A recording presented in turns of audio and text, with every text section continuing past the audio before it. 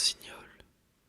En Chine, vous devez bien le savoir, l'empereur est un Chinois, et tous ceux qui l'entourent sont aussi des Chinois. Il y a bien des années, hâtez-vous donc d'écouter cette histoire qui sera bientôt oubliée, le château de l'empereur était le plus magnifique du monde, tout entier de porcelaine si précieuse, si fragile, si délicate qu'il fallait prendre bien garde d'y toucher. Dans le jardin, on voyait les fleurs les plus merveilleuses, les plus belles portées de petites clochettes d'argent qui sonnaient toutes les fois que quelqu'un passait pour qu'il n'oubliât pas de regarder les fleurs. Oui, tout ce qu'il y avait dans le jardin de l'empereur était bien joliment disposé, et ce jardin s'étendait si loin que le jardinier lui-même n'en avait jamais vu le bout. En avançant toujours, on arrivait dans une forêt superbe, remplie d'arbres élevés et coupés de lacs. Cette forêt s'étendait jusqu'à la mer, qui était, sur les bords même, bien bleue et bien profonde. De grands navires pouvaient aborder presque tous les arbres. Un rossignol avait établi sa demeure dans une des branches suspendues au-dessus des flots, et s'il chantait si délicieusement que les pauvres pêcheurs, préoccupés pourtant de bien d'autres choses, s'arrêtaient pour l'écouter pendant la nuit, au lieu de marcher pour retirer leur filet. Ah, Dieu, que c'est beau, disait-il. Cependant, ils étaient obligés de songer à leur travail et de renoncer au chant de l'oiseau. Mais la nuit suivante, ils s'arrêtaient de nouveau et s'écriaient encore « Ah, Dieu, que c'est beau !» De tous les pays du monde, les voyageurs se dirigeaient vers la ville de l'empereur. Tous en étaient émerveillés, ainsi que du château et du jardin. Mais lorsqu'ils avaient entendu le rossignol, ils disaient tous « Voilà ce qui est le plus prodigieux !» Et les voyageurs, à leur retour, racontaient toutes ces merveilles, et les savants composèrent des ouvrages sur la ville, sur le château et sur le jardin. Le rossignol ne fut point oublié, il eut même la meilleure part, et ceux qui savaient faire des vers écrivirent de brillants poèmes en l'honneur du rossignol de la forêt, qui chantait près du grand lac. Ces livres se répandirent, et quelques-uns arrivèrent jusqu'à l'empereur. Il prit alors une chaise d'or et se mit à les lire. À chaque instant il hochait la tête, tant il était ravi de ces magnifiques descriptions du château, de la ville et du jardin. Mais le rossignol est sans contredit ce qui est de plus prodigieux. Voilà ce que disait le livre. Qu'est-ce donc, dit l'empereur, le rossignol? Je ne connais pas. Il se trouve donc un pareil oiseau dans mon empire, et même dans mon jardin. Je n'en ai jamais entendu parler, et ce sont les livres qui me l'apprennent. Puis il appela son aide-de-camp. Celui-ci était tellement fier que, toutes les fois qu'un inférieur osait lui adresser la parole, il ne daignait jamais répondre que peu, ce qui n'a pas grande signification. Il doit y avoir ici un oiseau très curieux qu'on appelle rossignol, dit l'empereur. On dit que c'est ce qu'il y a de plus beau dans toute l'étendue de mon empire. Pourquoi personne ne m'en a-t-il parlé? Je n'en ai jamais entendu parler moi-même, répondit l'aide-de-camp. Il n'a jamais eu l'honneur d'être présenté à la cour. Je veux qu'on me le présente ce soir et qu'il chante devant moi, dit l'empereur. Tout le monde connaît les trésors que je possède, et moi je ne les connais pas. Je n'en ai jamais entendu parler, reprit l'aide-de-camp, mais je le chercherai et je le trouverai. Mais où le trouver? L'aide-de-camp monta et descendit tous les escaliers, traversa les corridors et les salles, interrogea tous ceux qu'il rencontra, mais personne n'avait entendu parler du rossignol. Il retourna donc auprès de l'empereur et dit que les gens qui avaient écrit cela dans leurs livres avaient sans doute voulu faire un conte. Votre Majesté impériale ne peut pas imaginer tout ce qu'on s'amuse à écrire. Ce ne sont partout qu'inventions et que fantasmagories. Mais le livre où je l'ai lu, dit l'empereur, m'a été envoyé par le puissant empereur du Japon, et par conséquent, il ne peut renfermer de mensonges. Je veux entendre le rossignol. Il faut qu'il soit soit ici ce soir, je lui accorde ma haute faveur, et, s'il ne vient pas, j'ordonne que l'on marche sur le ventre de tous les courtisans quand ils auront soupé. Tsing-pe, dit l'aide de camp, et il recommença à monter et à descendre les escaliers et à traverser les salles et les corridors. Et la moitié des courtisans le suivirent, car ils n'avaient pas la moindre envie qu'on leur marchât sur le ventre. Que de questions ne fit-on pas sur le merveilleux rossignol que tout le monde connaissait, excepté toutes les personnes de la cour. Enfin, ils rencontrèrent dans la cuisine une pauvre fille qui dit « Oh mon Dieu, je connais bien le rossignol, qu'il chante bien. On m'a donné la permission de porter tous les soirs à ma pauvre mère malade ce qui reste de la table. Elle demeure là-bas près du rivage, et, lorsque je retourne chez nous, je me repose dans la forêt et j'entends chanter le rossignol. Souvent les larmes m'en viennent aux yeux, car cela me fait autant de plaisir que si ma mère m'embrassait. Petite cuisinière, dit l'aide de camp, je t'attacherai officiellement à la cuisine et je te donnerai la permission de regarder manger l'empereur si tu peux nous conduire auprès du rossignol, car il est invité pour aujourd'hui à la soirée de la cour. Ils partirent pour la forêt où le rossignol chantait d'ordinaire. Au milieu de leur marche, une vache se mit à beugler. Oh, dit l'aide de camp, le voilà. Quelle voix forte pour un si petit oiseau. Il me semble, ma foi, que je l'ai déjà entendu. Non, ce sont les vaches qui beuglent, dit la petite cuisinière. Nous sommes encore loin. Les grenouilles du marais se mirent à coasser. Dieu, que c'est beau, dit le chapelain de la cour. Je l'entends, c'est aussi harmonieux que les petites cloches de l'église. Non, ce sont les grenouilles, dit la petite cuisinière, mais je pense que nous l'entendrons bientôt. Et voilà que le rossignol commence à chanter. C'est lui, dit la petite fille. Écoutez, le voilà. Et elle montrait du doigt un petit oiseau gris, en haut, dans les branches. Est-ce possible, dit l'aide de camp. Je ne me le serais jamais figuré ainsi. Quel air simple. Il a sûrement perdu toutes ses couleurs en se voyant entouré par tant de grands personnages. Petit rossignol, lui cria la petite cuisinière, notre gracieux empereur désire que vous chantiez devant lui. Avec grand plaisir, répondit le rossignol, et il se mit à chanter que ce fut un bonheur. C'est un véritable harmonica, dit l'aide de camp, et regardez donc ce petit gosier comme il travaille. Il est bien singulier que nous ne l'ayons jamais entendu avant ce jour. Il aura un grand succès à la cour. Chanterai-je encore une fois devant l'empereur demanda le rossignol, qui croyait que sa majesté était là. Mon charmant petit rossignol, dit l'aide de camp, j'ai le vif plaisir de vous inviter pour ce soir à la fête de la cour, où vous ravirez sa majesté impériale avec votre chant admirable. Il se fait mieux entendre au milieu de la verdure que partout ailleurs.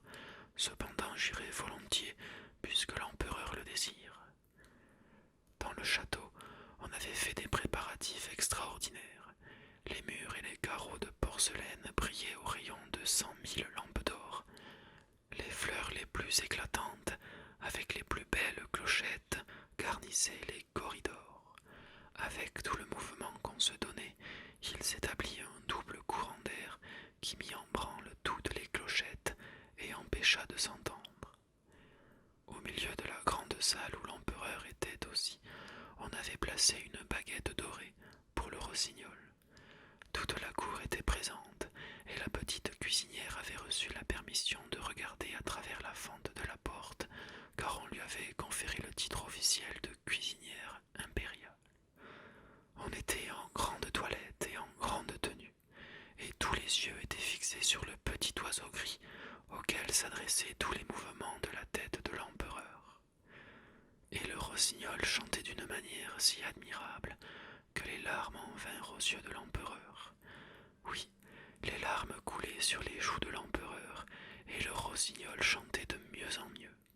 Sa voix allait jusqu'au fond du cœur, et l'empereur était si content qu'il voulut que le rossignol portât sa pantoufle d'or autour du cou. Mais le rossignol rossignol refusa. Sa récompense était assez grande déjà. J'ai vu des larmes dans les yeux de l'empereur, dit-il. C'est pour moi le plus riche trésor. Les larmes d'un empereur ont une valeur particulière. Dieu le sait, je suis suffisamment récompensé. Et là-dessus, il recommença ses chants si doux. Quelle coquetterie charmante, dit chacune des dames, et pour ressembler au rossignol, elles se mirent de l'eau dans la bouche pour faire des roulades quand on leur parlait. Les laquais et les valets de chambre manifestèrent aussi la plus vive satisfaction, ce qui n'est pas peu dire, car ce sont ces gens-là qui sont les plus difficiles à satisfaire. Bref, le rossignol eut le plus grand succès. À partir de ce jour, il lui fallut vivre à la cour. On lui donna une cage avec la permission de se promener 2 fois par jour et 1 fois la nuit. Il était alors suivi de 12 domestiques, dont chacun lui avait attaché au pied un ruban de soie qu'il avait grand soin de ne pas lâcher. Une telle promenade ne devait sans doute pas être des plus agréables. Toute la ville parla dès lors de l'oiseau prodigieux. On ne s'entretint plus que de lui. Quand 2 personnes s'abordaient, l'une disait aussitôt le Ross, et avant qu'elle eût fini, l'autre avait déjà prononcé signol, et on s'était compris. La faveur dont l'oiseau jouissait dans le public était si grande que 11 enfants de charcutiers furent appelés rossignols, quoique leur gorge ne possédât pas une seule note harmonieuse. Un jour, l'empereur reçut un gros paquet sur lequel il y avait le rossignol. Voilà sans doute un nouveau livre sur notre célèbre oiseau, dit-il. Au lieu d'un livre, il trouva un petit objet mécanique enfermé dans une boîte. C'était un rossignol artificiel qui devait imiter le rossignol vivant. Il était tout couvert de diamants, de rubis et de saphirs. Dès qu'on eut remonté le mécanisme, il se mit à chanter un des 2 morceaux que le véritable rossignol chantait aussi. Et en même temps, on voyait remuer sa queue, sur laquelle étincelaient l'or et l'argent. Autour du cou, il portait un ruban avec cette inscription: le rossignol de l'empereur du Japon est pauvre en comparaison de celui de l'empereur chinois. C'est magnifique, dirent tous les courtisans, et celui qui avait apporté l'oiseau artificiel reçut le titre de grand introducteur de rossignol auprès de sa majesté impériale. Qu'on les fasse chanter ensemble, ce sera un superbe duo, dit l'empereur. Et on les fit chanter ensemble, mais le duo n'allait pas du tout, car le véritable rossignol chantait selon son inspiration naturelle, et l'autre obéissait au mouvement des cylindres. Ce n'est pas la faute de celui-ci, dit le chef d'orchestre de la cour en désignant l'oiseau artificiel, car il chante parfaitement en mesure, et on dirait qu'il a été formé à mon école. On le fit donc chanter seul, et il eut autant de succès que le véritable, et il plaisait bien davantage aux yeux, car il brillait autant que les bracelets et les broches des dames de la cour. Il chanta ainsi 30 fois le même morceau, et sans la moindre fatigue. Les auditeurs auraient bien voulu le faire recommencer encore, mais l'empereur pensa que c'était légitimement le tour du rossignol vivant. Mais où était-il? Personne n'avait remarqué qu'il s'était envolé par la fenêtre pour regagner sa verte forêt. Qu'est-ce donc? Dit l'empereur, et tous les courtisans murmuraient d'indignation et accusaient le rossignol d'ingratitude. Heureusement, nous avons ici le meilleur des 2, dirent-ils, et ils se consolèrent en faisant chanter à l'oiseau artificiel le même morceau pour la 34e fois. Ces messieurs n'étaient pourtant pas encore parvenus à le savoir par cœur, parce qu'il était très difficile. Et le chef d'orchestre manqua d'expression pour vanter l'oiseau. Il surpassait de beaucoup, assurait-il, le rossignol véritable, non seulement par sa robe et ses pierreries, mais aussi par son organisation intérieure. Car, voyez-vous, mes seigneurs, et vous, grand empereur avant tout, Chez le véritable rossignol, on ne peut jamais calculer sûrement les notes qui vont suivre, mais chez l'oiseau artificiel, tout est déterminé d'avance. On peut l'expliquer, on peut l'ouvrir, on peut montrer où se trouvent les cylindres, comment ils tournent et de quelle manière les mouvements se succèdent. C'est notre opinion, dirent-ils tous, et le chef d'orchestre obtint la permission de montrer l'oiseau au peuple le dimanche suivant. L'empereur ordonna aussi de le faire chanter, et tous ceux qui l'entendirent furent aussi transportés que s'ils étaient enivrés avec du thé, ce qui était tout à fait chinois, et tous s'écrièrent en même temps Oh en levant l'index et en remuant la tête. Mais les pauvres pêcheurs qui avaient entendu le véritable rossignol dirent C'est gentil, les mélodies sont semblables, mais il manque je ne sais quoi. Le véritable rossignol fut banni de la ville et de l'empire. L'oiseau artificiel eut une place d'honneur sur un coussin de soie auprès du lit de l'empereur. Tout l'or, tous les bijoux qu'on lui avait offerts étaient étalés autour de lui. Il avait reçu le titre de grand chanteur impérial du dessert de l'empereur, place qui était classée numéro 1 du côté gauche, suivant la hiérarchie officielle des fonctionnaires de la cour, car l'empereur regardait ce côté comme le plus important, à cause de la place du cœur. Vous devez bien savoir qu'un empereur même a le cœur à gauche. Et le chef d'orchestre composa un ouvrage de 25 volumes sur l'oiseau artificiel. Le livre était si long et si savant, et tellement rempli de mots chinois les plus difficiles, que chacun se vantait de l'avoir lu et compris. Sans cela, on se serait soi-même rangé au nombre des niais, et on se serait exposé à se faire marcher sur le ventre. Tel fut l'état des choses pendant toute une année. L'empereur, la cour et tout le peuple chinois savaient par cœur chaque petit clouc-clouc de l'oiseau artificiel. Cette raison même le rendit l'air d'autant plus agréable, puisqu'ils pouvaient à leur choix ou le chanter ou l'accompagner. Les gamins des rues chantaient tzi-tzi, tzi-clou, clou-clou, et l'empereur faisait chorus avec eux. Si vous saviez comme c'était beau. Mais un soir que l'oiseau mécanique chantait de son mieux et que l'empereur l'écoutait dans son lit avec délice, on entendit tout à coup, dans l'intérieur du corps, crac, puis brrr, ou. Toutes les roues prirent le galop et la musique s'arrêta subitement. L'empereur sauta hors du lit et envoya chercher son médecin ordinaire, mais celui-ci n'y put rien. Ensuite, on fit venir un horloger qui réussit en effet, après beaucoup de paroles et un long examen, à réparer l'oiseau. Mais il recommanda de le bien ménager parce que les pivots étaient usés et qu'il était impossible d'en introduire de neuf. Quelle désolation! On ne pouvait plus faire chanter l'oiseau artificiel qu'une fois par an, et cette fois même était presque de trop.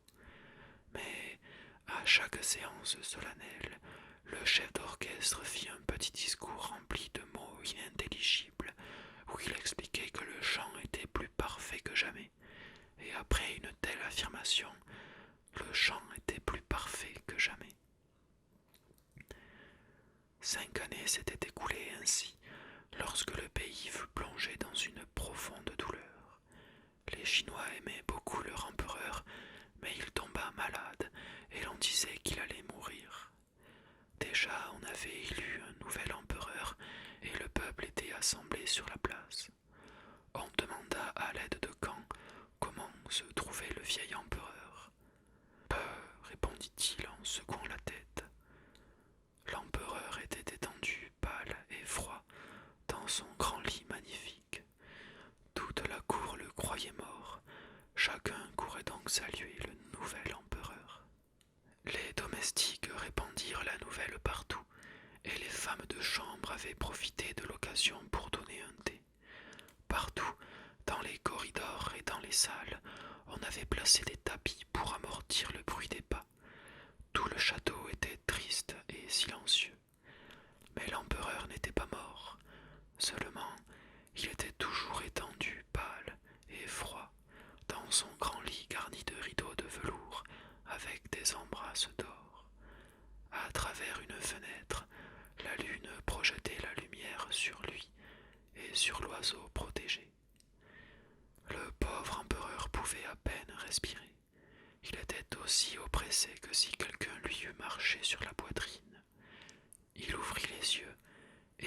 c'était la mort qui s'était mis sur la tête sa couronne d'or et qui tenait d'une main son sabre et de l'autre son riche drapeau.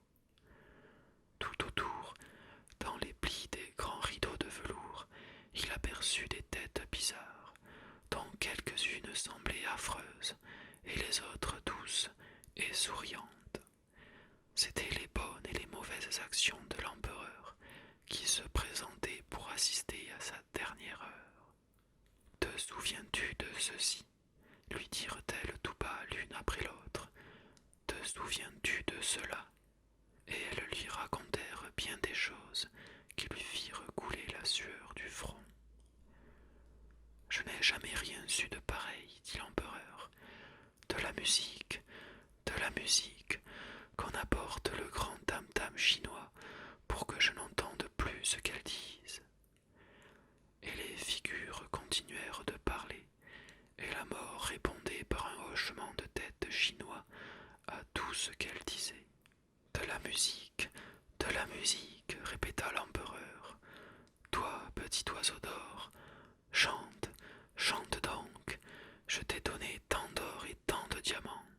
J'ai même suspendu ma pantoufle autour de ton cou. Veux-tu chanter? Mais l'oiseau restait muet. Il n'y avait personne pour le remonter, et sans ce secours, il n'avait pas de voix. Et la mort continuait de tourner vers l'empereur ses orbites creuses, et le silence se prolongeait d'une manière effroyable. Alors, tout à coup, près de la fenêtre se fit entendre un chant ravissant. C'était le petit rossignol de la forêt qui chantait sur une branche. Il avait appris la maladie de l'empereur et il venait lui apporter de l'espoir et de la consolation. Grâce au charme de sa voix, les visions devenaient de plus en plus pâles, le sang circulait de plus en plus vivement dans les membres affaiblis de l'empereur, et la mort même écoutait en disant « Continue, petit rossignol, continue. » Oui, répondit le petit rossignol, si tu veux me donner ton beau sabre d'or et ton riche drapeau et la couronne de l'empereur. Et la mort donnait à mesure chaque joyau pour une chanson, et le rossignol continuait toujours. Il disait le cimetière paisible où poussent les roses blanches, où le tilleul répand ses parfums, où l'herbe fraîche est arrosée des larmes des survivants. Et la mort fut prise du désir de retourner à son jardin, et s'évanouit par la fenêtre comme un brouillard froid et blanc.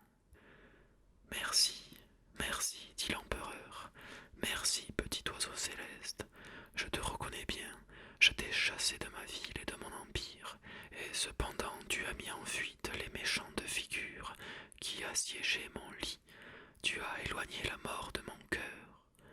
Comment pourrais-je te récompenser? Tu m'as déjà récompensé, dit le rossignol. J'ai arraché des larmes à tes yeux la première fois que j'ai chanté. Je ne l'oublierai jamais. Ce sont les diamants qui touchent l'âme d'un chanteur. Mais maintenant, dors pour reprendre tes forces et te rétablir. Je continuerai de chanter. Et pendant qu'il chantait, l'empereur fut pris d'un doux sommeil, d'un sommeil calme et bienfaisant. Le soleil brillait à travers la fenêtre lorsqu'il se réveilla fort et guéri. Aucun de ses serviteurs n'était revenu auprès de lui. On le croyait toujours mort. Le rossignol seul était resté fidèlement à son poste. « Tu resteras toujours auprès de moi, dit l'empereur. Tu chanteras quand il te plaira, et l'oiseau artificiel, je le briserai en 1000 morceaux. Épargne-le, dit le rossignol. Il a fait le bien tant qu'il a pu. Garde-le toujours. Pour moi, je ne puis ni bâtir mon nid, ni demeurer dans le château. Laisse-moi venir quand bon me semblera.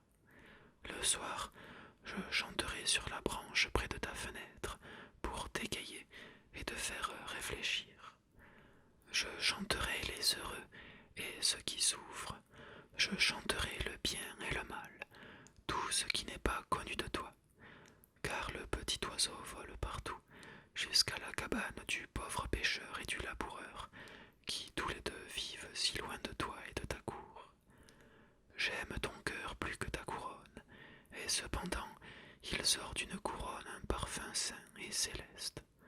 Je viendrai et je chanterai, mais promets-moi seulement une chose. Tout, répondit l'empereur qui s'était revêtu de son costume impérial et qui pressait contre son cœur son sabre d'or. Une seule chose, ne raconte à personne que tu es un petit oiseau qui t'informe de tout. Crois-moi, tout n'en ira que mieux. Et le rossignol s'envola. Un instant après, les courtisans et les serviteurs entrèrent pour voir une dernière fois leur défunt empereur. Et voilà qu'ils restaient tous ébahis.